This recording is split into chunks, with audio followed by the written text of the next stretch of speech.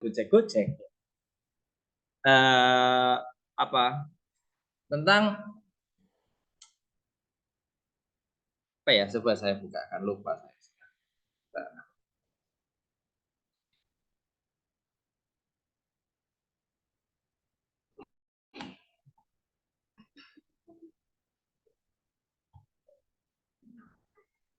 Saya nggak senangnya Yung sekarang itu nggak bisa di co-host kan.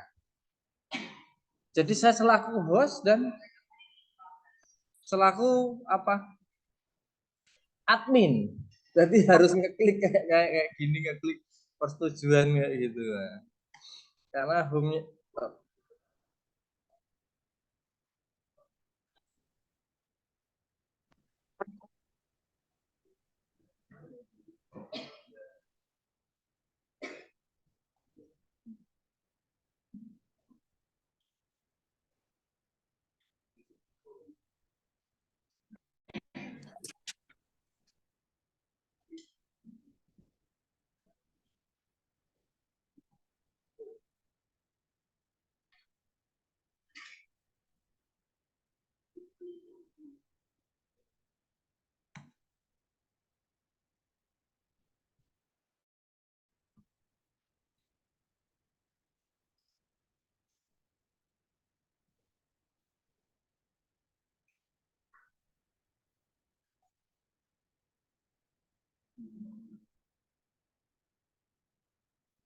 sepertinya lebih menarik ini daripada bahan materi dari saya.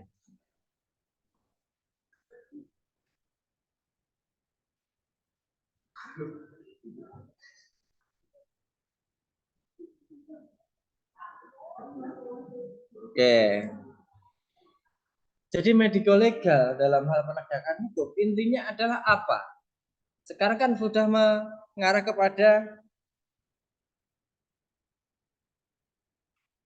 elektronik medis ya, untuk rehab apa rekam medisnya ya. Nah, bagaimana akses ini? Disediakan oleh pemerintah kabupaten setempat nggak? Servernya sering down ya. Misalkan Muarti, sekarang kan diusahakan tidak memakai berkas fisik ya, untuk rekam medis keseluruhan pasien misalnya. Nah, sedangkan dipindahnya kemana? Ke cloud, ke awan ataupun ke drive. Apakah kerahasiaannya akan sempurna teman-teman? Software tersebut. Lebih aman mana? Fisik karena ada di tempat, ada di dalam perlindungan di situ. Sehingga tidak semua orang bisa akses, bisa baca, iya kan? Nggak ada salah klik terus pintunya buka, filenya kebuka, nggak ada kalau berkasnya fisik ya. Nah,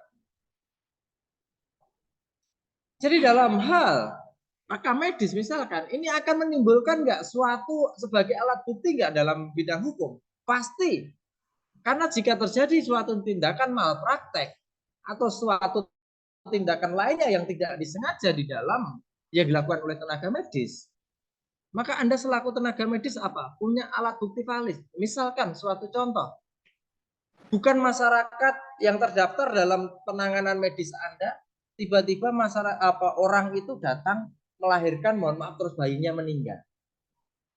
Anda tidak punya rekam medisnya kan? Nah, saat Anda tidak punya rekam medis, Anda siap-siap. Nah, dilakukan apa?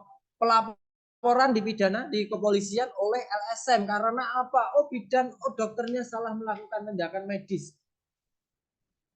Padahal apa? Mohon maaf, ternyata lahirnya sebelum sampai puskesmas ataupun sampai ke rumah sakit. Banyak terjadi seperti ini teman-teman. Yang orang paham bahwa sudah sampai pelataran rumah sakit ataupun pelataran puskesmas, itu dianggap sudah ditangani puskesmas. Jadi jika ada meninggal harus menjadi tanggung jawab tenaga medis di situ. Inilah permasalahan kompleks dalam penegakan hukum di kita ya. Nah, ketinggian nggak untuk Anda yang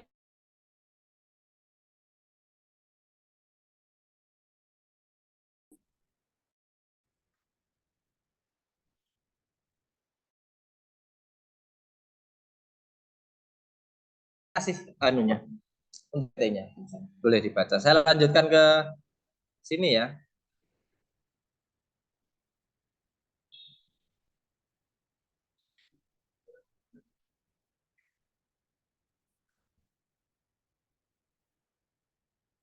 Jadi negara hukum adalah negara penyelenggaraan kekuasaannya harus ada hukum dulu, baru boleh dilaksanakan. Tidak boleh suatu penegakan hukum berlaku surut. Hukum diciptakan sekarang, di ACC sekarang, disahkan sekarang, tapi untuk pelanggaran yang tempo-tempo sebelumnya. Misalkan ya, kasusnya Sumanto, seneng makan mayat. Produk undang-undangnya, produk hukumnya nggak ada untuk menghukum Sumanto, nggak ada. Nah, tapi kalau tidak dihukum, akan menimbulkan apa? Orang melakukan tindakan yang sama, tidak ada efek jera. Karena dalam aspek penegakan hukum itu ada kemanfaatan, keadilan, kepastian, dan keteraturan. Ya, seperti halnya Anda kuliah, ada produk hukumnya kan, tata tertib mahasiswa ataupun tata tertib dosen, tata tertib lingkungan kampus. Apa? Untuk mengatur tentang apa? Siapa yang diatur? Mahasiswa ataupun dosen. Tentang keadilan. Bagaimana jika Anda terlambat, bagaimana Anda tidak masuk dan lain sebagainya, masih berhak mendapatkan nilai enggak? Di situ diatur kan? Nah, kemanfaatannya apa dengan ini? Diatur ini. Apakah mahasiswa yang saking banyak telannya, saking nggak banyak masuknya, nggak lulus? Manfaatnya apa? Efek jera bagi personal ataupun bagi mahasiswa lain yang belum atau tidak melakukan. Yang terakhir adalah keteraturan. Karena apa? Di situ ada disiplin. Nah, itulah aspek penegakan hukum. Tapi itu aspek penegakan hukum ini adalah tentatif. Ya, kalau kita ngomong seperti itu berarti equality before the law. Kesamaan kedudukan orang dalam hukum. Entah Anda anaknya dekan, anaknya rektor, kalau telat, nggak sering nggak masuk, nggak dapat nilai. Kita ngomong kesamaan kedudukan kan, anaknya presiden begitu pula. Tapi realisasi adalah equity before the law. Apa equity itu? Proporsional dalam penegakan hukum. Melihat Anda anaknya siapa. Anda presiden kok dihukum. Anda anaknya presiden kok dihukum. Anda anaknya dekan kok nggak dapat nilai. Nah, gara-gara sering nggak masuk. Iya enggak? Kira-kira seperti enggak? Atau Anda bahkan dalam perlakuannya di dalam nanti menempuh spesialis. Anda pure blood apa enggak? Anda anaknya siapa apa enggak? Apakah proporsional itu masih dipakai di kita? Nah, itu kan menentukan bagaimana arah penegakan hukum kita. Katanya kesamaan kedudukan, tapi realisasinya adalah proporsionalitas. Tidak sama, seperti halnya Anda akan menangani pasien. Pasien yang urgen mana, yang nggak urgen mana. Saat di hadapan antrian, Anda pasti memilihkan pasien yang urgen segera ditangani, iya enggak? Yang darurat yang mana? Nah, kalau hukum dikatakan equality, kesamaan, persamaan orang di hadapan hukum, itu saya tidak banyak setujunya karena realisasinya apa? Hukum itu seperti halnya pedang yang tajam ke bawah, tumpul ke atas. Bagi masyarakat awam, masyarakat miskin bisa ditegakkan. Tapi bagi penguasa, orang penyelenggara negara, orang yang berdasi punya kepintaran, orang yang kaya, pengusaha dan lain sebagainya, kena nggak kira-kira? Nggak kena. Bisa melarikan diri ya.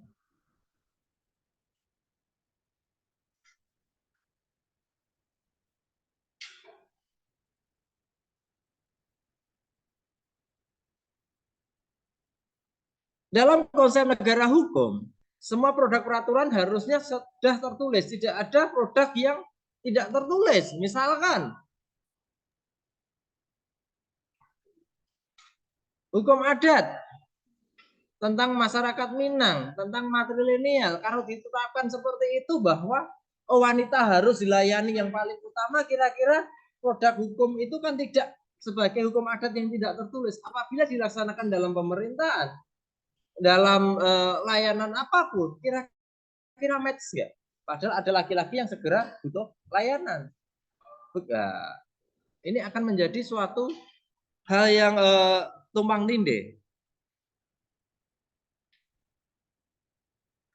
Hukum tersebut merupakan proses kesepakatan. Oke, saya senang. Proses kesepakatan adalah proses legislasi. Ada perwakilan dari perwakilan rakyat. Oke. harus ada rapat dengan pendapat. Tapi teman-teman boleh lihat. Teman-teman tahu namanya produk hukum Perpres, peraturan presiden.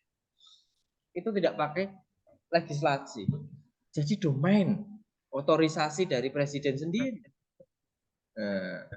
Sehingga dalam tanda kutip menimbulkan suatu hal yang tumpang tindih karena tidak ada legitimasi masyarakat ataupun rapat dengar masyarakat seperti apa, tidak ada. Hukum tersebut diwujudkan dalam bentuk undang-undang ataupun turunan bawahnya sampai pada peraturan desa. Nah, kalau teman-teman mau lihat produk hukum itu seperti apa, stratanya dalam Undang-Undang 12 tahun 2011 atau 16 tahun 2019 tentang apa? Kalau nggak salah loh ya, 12 2011. Tentang stratifikasi perundang-undangan, ada Undang-Undang Dasar 45, ada TAP MPR, ada undang-undang, ada peraturan pemerintah, ada Perpres, ada peraturan daerah provinsi, peraturan daerah kabupaten kota, sampai di situ. Tapi dalam undang-undang yang lain, dalam Undang-Undang Nomor 6 tahun 2014 ada namanya peraturan desa. Ciri-ciri negara hukum adalah mengakomodir hak asasi manusia, walaupun tidak secara keseluruhan hak asasi.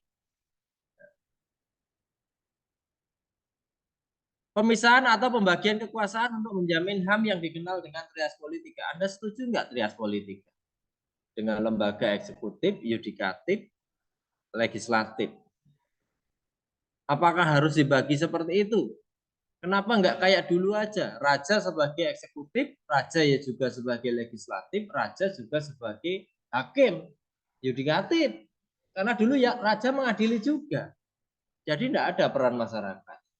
Tapi negara stabil. Karena kekuasaan absolut. Ya.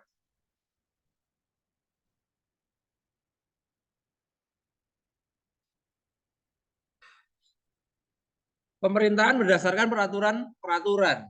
Jadi saking banyaknya peraturan, orang mau mandang peraturan itu enak, teman-teman. Apa-apa sidik peraturan, ganti pimpinan, ganti aturan. Ganti dekan, ganti rektor, ganti aturan meneh. Ya enggak? Nah, ini menimbulkan suatu kadang dalam tanda kutip apa? Saking banyaknya aturan mau yang dipakai yang mana? Orang bingung. Tidak ada lembaga yang menyiarkan setiap aturan. Oh, ada undang-undang baru tentang perlindungan tenaga medis, undang-undang kesehatan, dan lain sebagainya. Dulu di era Pak Harto ada namanya Menteri Penerangan alias Kementerian Penerangan. Itu memberikan sosialisasi kepada masyarakat umum ataupun kementerian lembaga lain atau sagakan daerah tentang ini produk baru undang-undang. Misalkan undang-undang tentang kesehatan.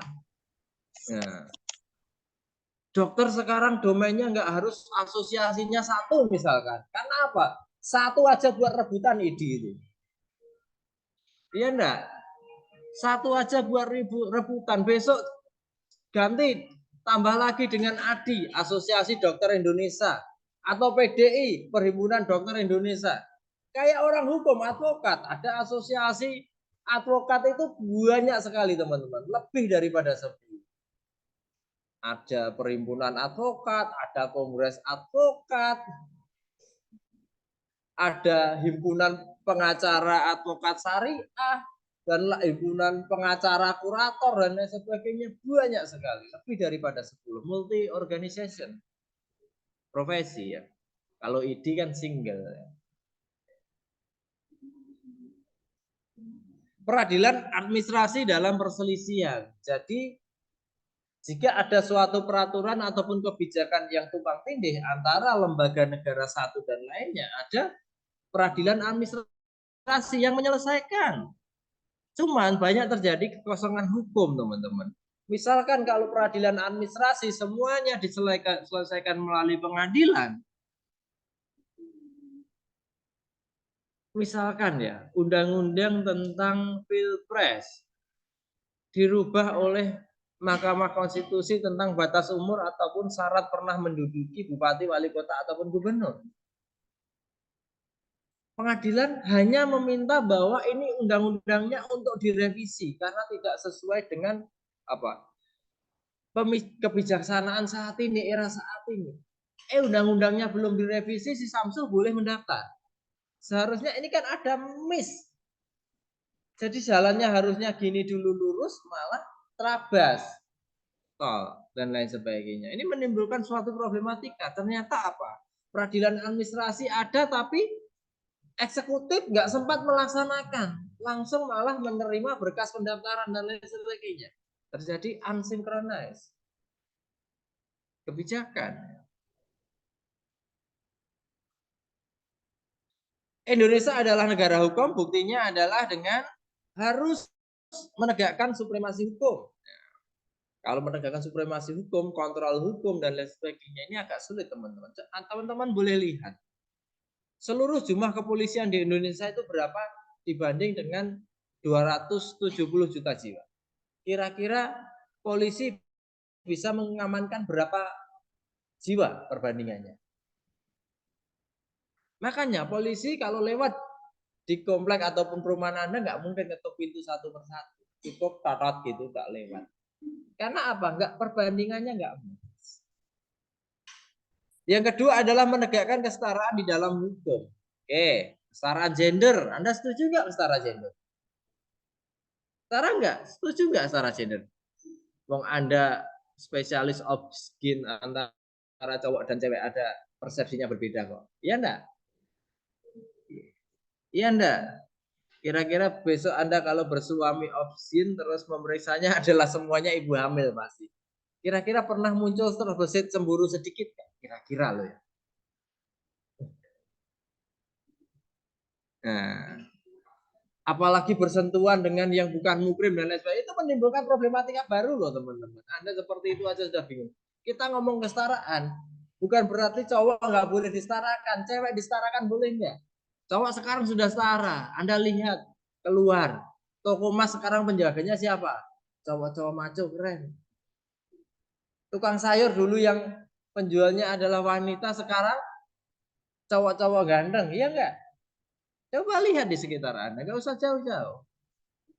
Penjual jamu sekarang malah cowok-cowok, iya enggak?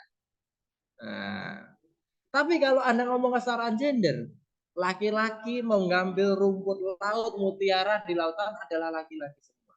Kita ngomong kesetaraan gender, wanita ada enggak yang ngambil rumput laut ataupun mutiara di tengah lautan? Enggak ada.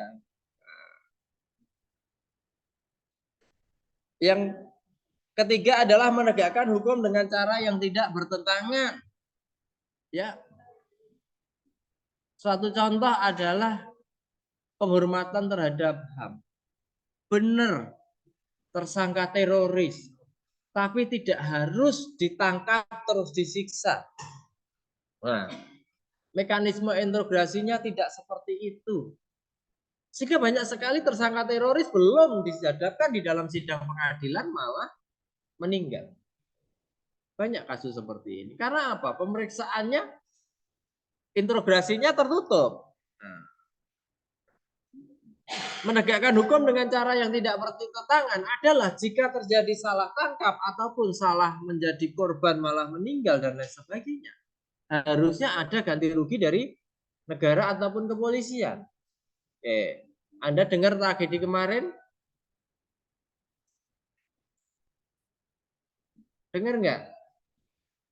Presiden mau sholat Jumat, ada masyarakat ngantri di situ, tua-tua, kakek nyebrang, malah disuruh minggir, diangkat meninggal. Apakah itu suatu hal yang bagaimana teman-teman? Kalau terjadi penegakan hukum yang bagaimana menurut teman-teman?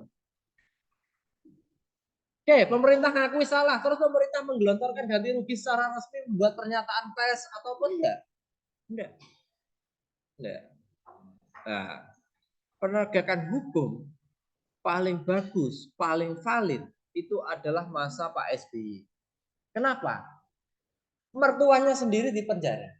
Mertuanya. Besannya sendiri di penjara. Aulia Pohan, bapaknya Anisya Pohan itu di penjara. Pak SBY waktu jadi presiden tidak cawe-cawe. Silakan kalau memang terbukti korupsi dan lain sebagainya silakan penjara. Oke. Sekarang kita buktikan.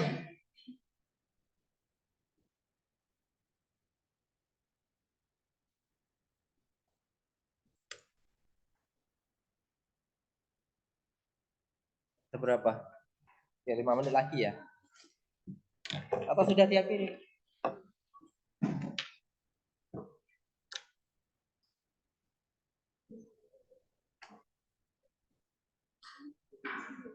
Sorry ya Mas, colokannya saya cabut ya. HP-nya ya Mas.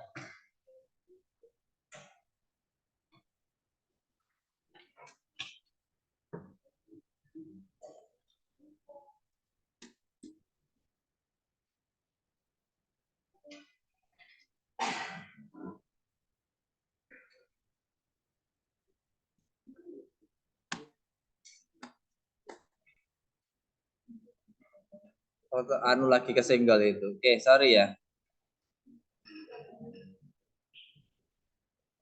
PowerPoint-nya kesenggol. Bentar, tolong Mas.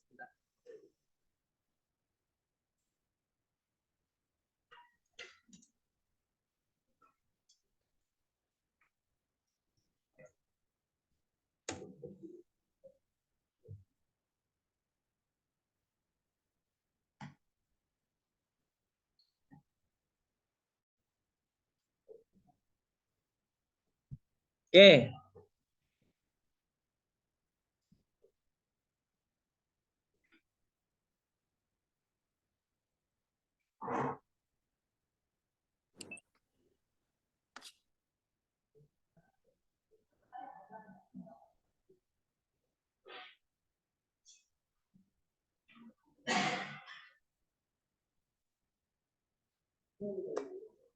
Siapa yang terkaya di Solo sekarang?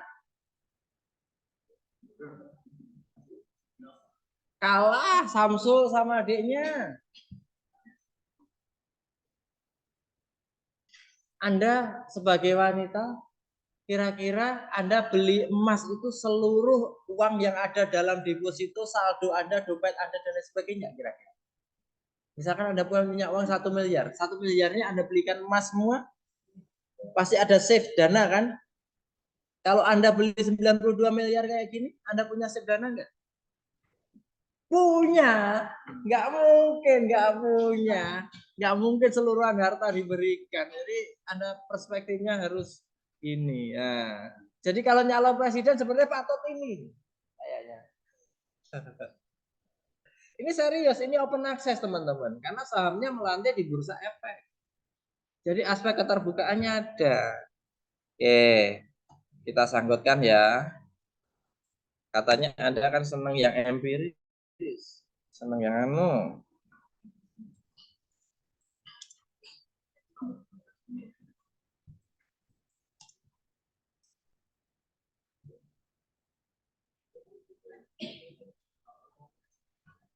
Yang mana yang mau dibuka?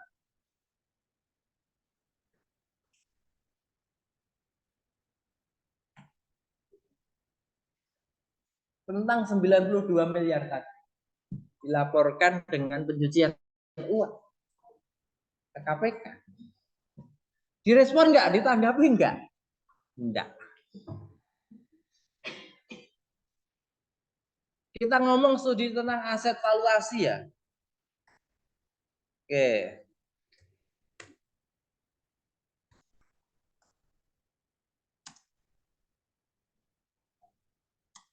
Apa? Pisangnya mereknya apa teman-teman?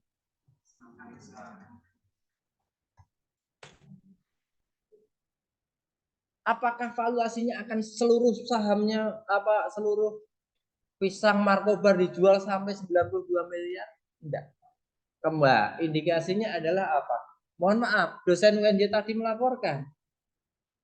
Yes. Dalam masa jabatan. Nah, jadi besok pembelajaran untuk kita semua. Jika Anda jadi pejabat besok kelak, anak-anak jangan langsung memborong Lamborghini, Ferrari dan lain sebagainya ya. Setelah tidak menjabat saja. Oke. Kita kembali lagi sebentar ke ini ya.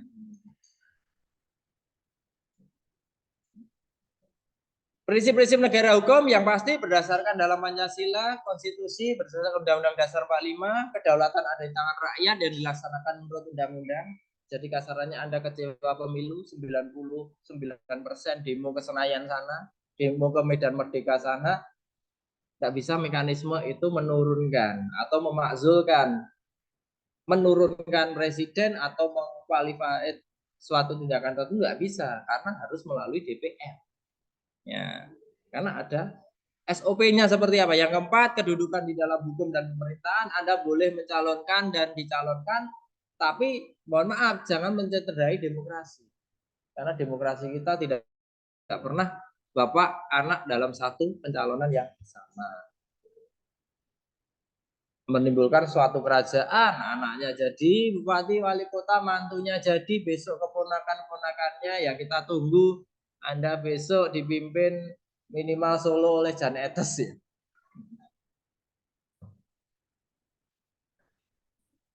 Oke, sistem pemerintahannya menganut presidensial, tidak monarki, kerajaan. Oke, jadi Anda sudah bedanya monarki kan, Raja Jok di Solo dengan raja lain sebagainya beda. Yang ketujuh, kekuasaan kebebasan yang merdeka. Orang bebas berpendapat. Jadi pejabat itu untuk dikomplain, diprotes loh ya. Untuk dikorankan, untuk dicaci maki dan lain sebagainya. Ada orang mengcounter tentang tindakan pejabat, besoknya langsung dilaporkan ke polisian dengan apa? Pencemaran nama baik. Koran yang menyiarkan dilaporkan ke Dewan Pers karena apa? Menyalahi kode etik pers. Nah, Dr. Richard Lee itu sering dilaporkan dalam hal podcastnya. Hukum berketujuan melindungi segenap bangsa Indonesia dan seluruh tumpah darah. Hukum diciptakan untuk melindungi, untuk hidup, bukan mematikan. Makanya hukuman gantung, hukuman suntik mati jarang sekali diterapkan di Indonesia. Karena apa? Melindungi. Melindungi yang pertama adalah hidup, bukan mematikan. Orang A dihukum mati karena kejahatan narkoba, karena pembunuhan berencana. Ketok palunya sekarang belum tentu 5 tahun ke depan sudah dilaksanakan hukuman mati. Belum, ditunda-tunda. Nunggu gerasi dari presiden biar hukumnya menjadi seumur hidup saja. Adanya jaminan hak asasi dasar dan kewajiban asasi manusia tentang hak asasi kemarin, hak hidup, hak mendapatkan makan, pelayanan medis, pendidikan, dan lain sebagainya. Itu adalah hak dasar. Hak tentang apa? Papan, tentang perumahan, hak tentang sandang, tentang apa? Pakaian, dan lain sebagainya. Oke. Kalau hak asasi manusia ini lebih lingkupnya global. Tentang apa? Misalkan hak mendapatkan keturunan. Boleh surogasi sewa rahim. Boleh menikah sesama jenis, sama spesies dan lain sebagainya. Di luar negeri legal dianggap sebagai HAM. Beda dengan hak asasi di sini. Ya.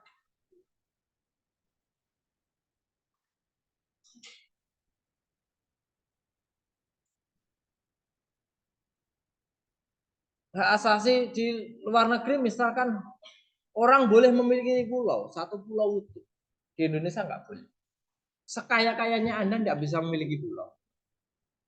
Bisanya adalah membeli sepetak tanah dalam pulau, besok sebelahnya lagi, sekolahnya lagi terkumpul.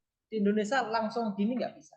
Satu utuh. Makanya kalau Anda punya sepetak di Karimun Jawa atau di Kepulauan Seribu sana, sepetak dulu, besok sebelahnya dibeli, Anda kan nggak beri pulau. Belinya sepetak-petak sampai seluruh tanah di pulau Anda punya. Nah, bedanya itu. Oke. HAM di Indonesia saya rasa Anda sudah paham, penegakan HAM, ada Komnas HAM, ini tentang pelindungan HAM, misalkan Munir dulu yang meninggal di dalam pesawat sebagai ini susul. Tapi dalam hal ini HAM saya rasa kalau kita menurut Undang-Undang HAM internasional, HAM itu adalah genosida. Kalau Munir misalkan satu-satunya ras dari misalkan Batak, satu-satunya agama terakhir dari ras Batak itu bisa dikatakan HAM ini seperti halnya lebih konteksnya lebih komunal seperti HAM di Palestina. Karena ras mau pemusnahan ataupun di Rohingya dan lain sebagainya karena ras berbeda, agama yang berbeda. Kalau HAM hanya sebatas satu orang masih anu gini, saya rasa untuk masuk kepada Komnas HAM tidak, apalagi pengadilan HAM internasional. Jarang sekali. Pengadilan HAM internasional itu kejahatan perang, misalkan dulu Timur Leste waktu era 99 misalkan. Atau kejahatan HAM waktu gerakan Aceh Merdeka dan lain sebagainya. Oke. Saya rasa cukup kan? Saya tak pindah ke auditorium. Terima kasih atas perhatiannya. Untuk absen silahkan tanda tangan. Saya tanda tangannya minggu depan ya. Oke. Terima kasih atas perhatiannya. Sekian dari saya. Wabillahi taufiq wal hidayah. Wassalamualaikum warahmatullahi wabarakatuh.